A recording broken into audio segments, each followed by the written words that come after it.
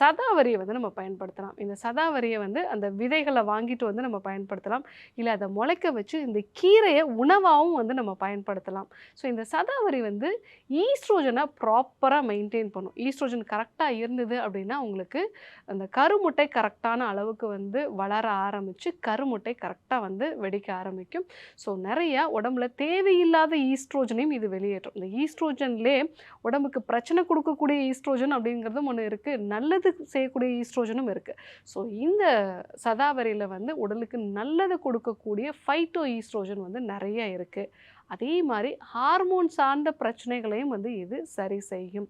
உடல் எடையை குறைக்கிறதுக்கும், ஸோ முக்கியமா தின் பிசிஓஎஸ் அப்படின்னு சொல்லுவோம். உடம்பு ரொம்ப மெல்லிசா இருக்கும். வெயிட் கம்மியா தான் இருக்கும். ஆனா பிசிஓடி சம்மந்தமான பிரச்சனை இருக்கும்.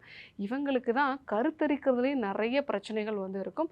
ஸோ அந்த மாரி இருக்கிறவங்க இந்த சதாவரிய பயன்படுத்தலாம். சதாவரிய எப்படி பயன்படுத்தணும் அப்படின்னா, இத நீங்க பவுடர் ஆக்கிட்டு 1 டீஸ்பூன் அளவுக்கு வெதுவெதுப்பான பாலோட சேர்த்து வந்து எடுத்துக்கலாம். இல்லன்னா சதாவரி சேர்ந்து டீ மாதிரி வந்து எடுத்துக்கலாம். இந்த சதாவரியை வந்து நீங்க முளைக்க வச்சீங்க அப்படின்னா, கொத்துமல்லியோட அந்த இலைகள் மாதிரி இந்த செடி வந்து வரும். ஸோ அத வந்து இந்த கொத்துமல்லியோட அந்த பருவத்திலே வந்து நம்ம எடுத்துட்டு, அத வந்து சின்ன வெங்காயம் சேர்த்து வந்து சமையல்ல நம்ம கீரை மாரி வந்து செஞ்சு சாப்பிடலாம். அந்த மாதிரி சாப்பிட்டாலும் இதனுடைய முழுமையான பலன்கள வந்து பெற முடியும்.